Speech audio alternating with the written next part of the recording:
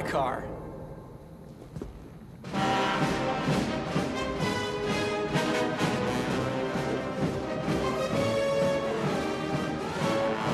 Do try and bring this one back in one piece, sir.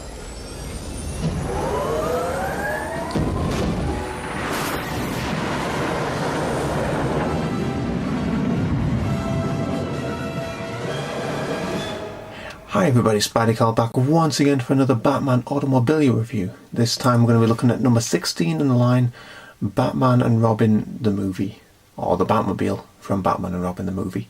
Safe to say, Batman and Robin movie wasn't particularly well received with the fans. I think with the fans or with moviegoers in general, I think it pretty much received all the criticism and all the hate mail, I suppose you could call it, that this movie could possibly get and could possibly receive. It definitely wasn't a very good Batman movie. It just failed across the board in so many different ways. Robin was too whiny, Batman was just George Clooney in a Batman outfit. Arnold Schwarzenegger, Mr. Freeze, was just corny as ice is cold. And Uma Thurman, very disappointing as Poison Ivy, just a really cliche, subpar bad guy, you know. And Bane, well, Bane, it was just nothing like the Bane that we know from the comics, you know. It was a disappointing movie across the line. However, I will say, when I first went to see this in the movies, in the theatre when it first came out, I really enjoyed it. I honestly did. And I remember a friend of mine kind of saying the movie was terrible, and I defended it, you know, to the point where he said the first line was about Superman. You know, that shows how bad the movie was. And I just wouldn't take it at all. I would not accept it. I don't quite know what it was about this movie that I enjoyed so much in the beginning, but I think what it possibly was because I hadn't seen the Michael Keaton movies by this point. I was still very much into the Batman and Robin sort of Batman Forever, movie, and I was still really hyped up from that. This came out very quickly on the back of it.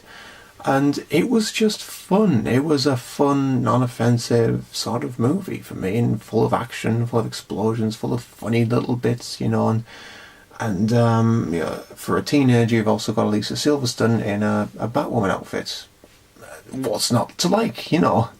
And then as you get older and you start reading the graphic novels and seeing the Michael Keaton Batman movies, and you realise, wow, this is not a very good movie, but it's still one that I recently watched again. I say recently, it was actually quite a while back. My friends and I decided we'd have a Batman marathon before Dark Knight Rises came out, so we watched everything from the very first Batman with Michael Keaton all the way through to Dark Knight, and that included this movie. And all we did was to get a few beers, get relatively drunk, and sit and watch this. And we had a really good night. You know, we ripped it to pieces. I counted all the times that Arnold Schwarzenegger used a cold or an ice cliche, and I think I got to 36. I don't quite remember. I was quite drunk.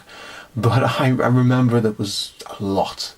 And at the end they all said, so how many was it? And I was like, about 36. I'm like, bloody hell. I thought it'd be more. But yeah, it was just one of those movies where it was terrible, but we enjoyed sitting there and talking about how terrible it was and how cliched and so on. And in that, I quite enjoyed watching this, and I do still quite enjoy watching it for those, you know, daft little bits. I mean, even just doing the intro for this one, I quite enjoyed doing it because you can't help but smile and go, oh dear God.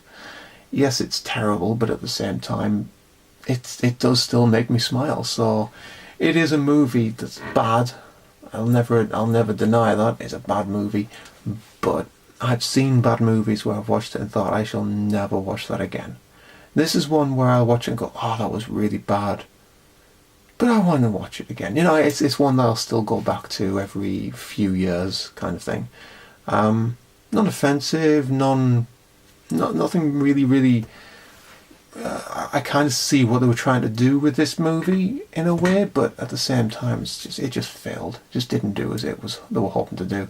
But on the back of all of that, I always did really like this Batmobile. I thought it was ideal for this movie. It was just over the top, bright, garish, and the fact they had the open cockpit, which was a massive throwback to the 1960s Batman, which is pretty much what they were trying to emulate here. I think that's pretty much where they were going. So I always really enjoyed this Batmobile, and I thought it was a really nice one. It's definitely not the best, there's no question, but it's still a really nice one. But again, with these magazines, we get this really nice centre spread, which I will show you now. And here we have the centre sort of spread of it, and there's not a great deal really to talk about with this, because the Batmobile itself in this movie was not really used that much. You have it for the main beginning scene where you see the Batmobile and the Redbird kind of leaving the cave, and then you see it chasing Mr. Freeze's car, then getting coated in ice, and then returning into the Batcave where it's never seen again. So it's never really used a great deal, because next time we see Batman in a vehicle, it's in that really weird ice glider sort of thing where they all have this weird costume change, which is something that has always confused me with this movie. Why, when Gotham City is in so much trouble and they only have 11 minutes to thaw the city, do they decide to go change their clothes?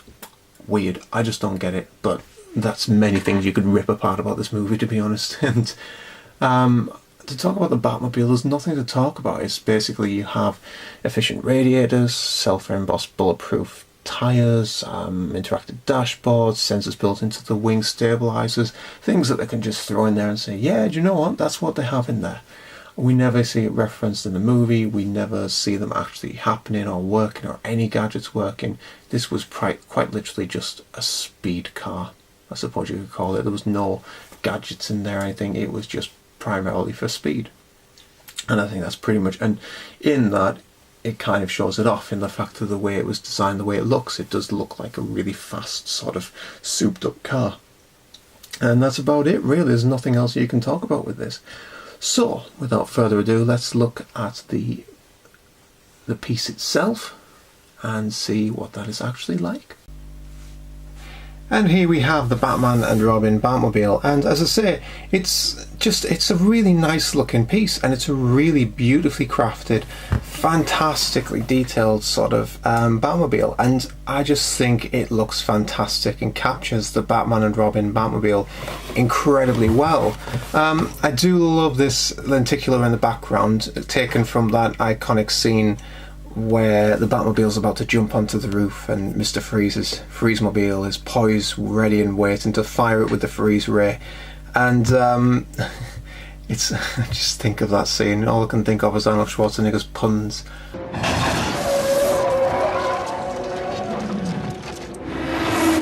It's a cold town.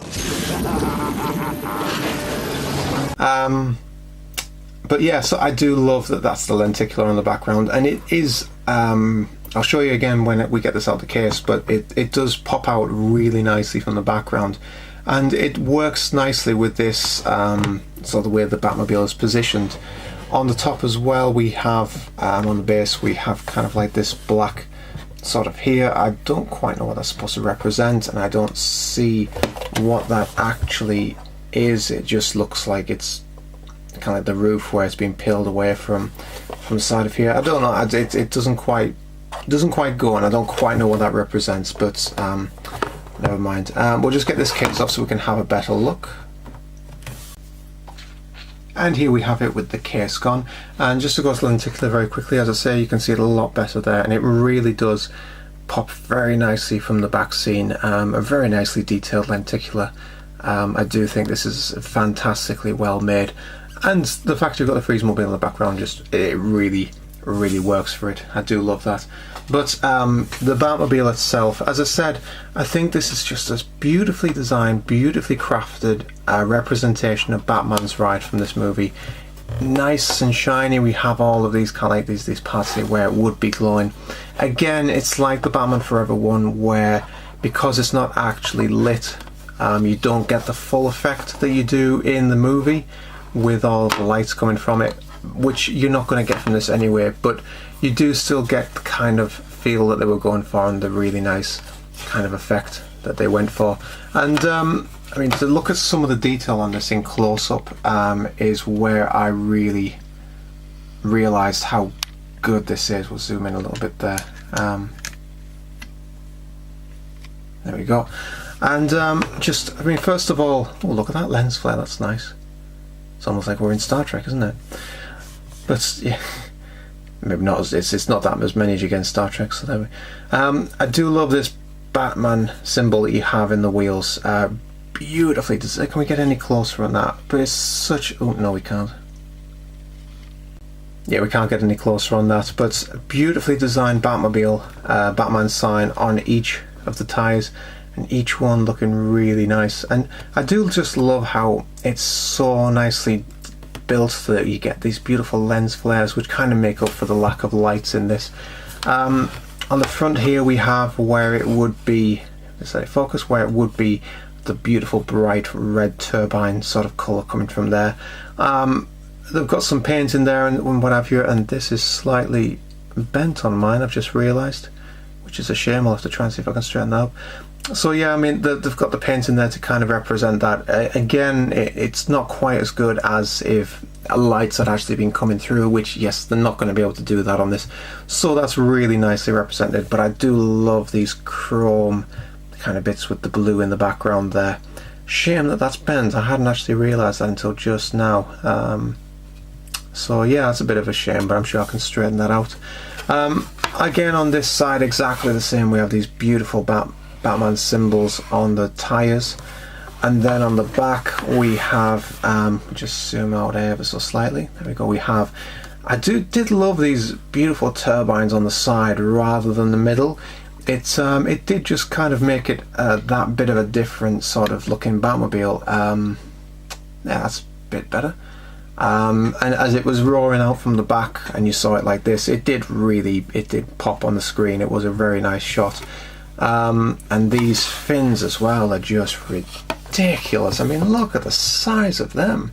You thought that the Batman Forever one was massive, and the way it pointed out, these are just huge. I mean, it does make it one of the biggest Batmobiles just basically because of these fins. If you go by body size, it's not as big, but yeah, these really make it massive. One of the biggest things I loved about this as well is the detail that we have in the cockpit. How close are we going to be able to get? There we go. You get this fantastic design on the inside where we have the kind of the console where he brought up the Redbird control codes to disable the engine.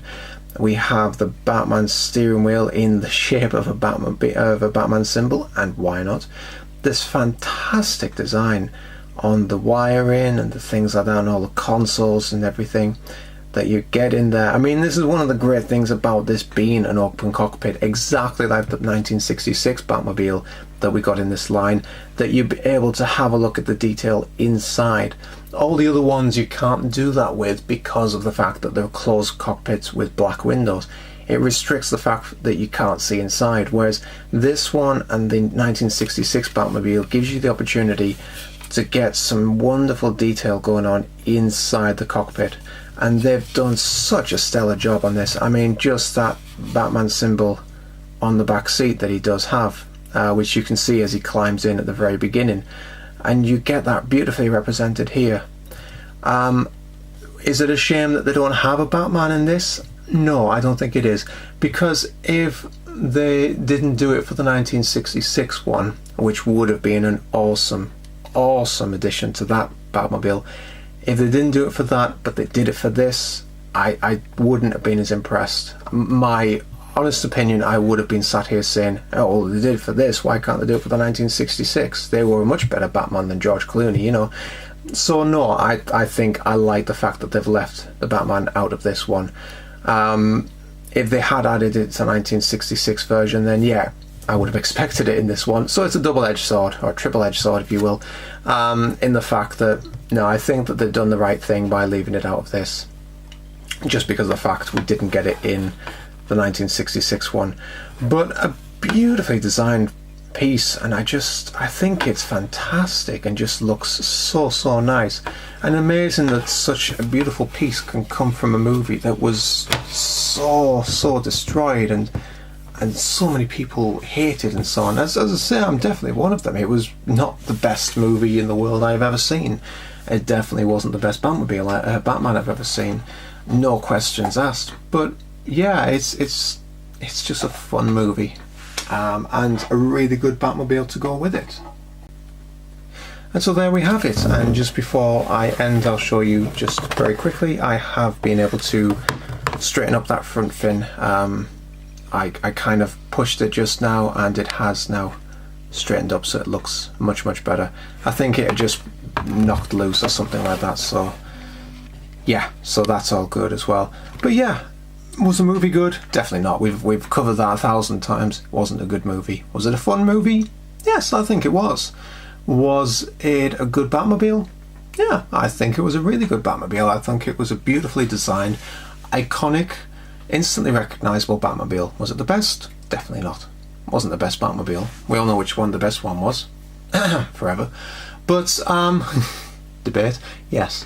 But yeah, it was a good Batmobile, and definitely one that's worth picking up, especially if you're only doing as I'm doing and picking up particular ones. Because if you've got the 1966, the Batman Forever, the Batman Begins versions, you're gonna want this. It completes the movie line, you know. And okay, it might not have been the best one, but it's still part of the line. And for better or worse, it's also a good Batmobile. My opinion, but it's beautifully represented, beautifully designed and captured. Very little wrong with that. That, you know, lights would have made a little bit better, but okay, we can't have that in these. But it's still wonderfully designed, wonderfully crafted, and I think it's just definitely well captured. And I'm really happy with mine. I definitely recommend picking this one up. So yeah, that's pretty much all I can say on this one. So until next time, everyone, I hope you take care. I'll still see you for the next one of these that I pick up. Until then, take care.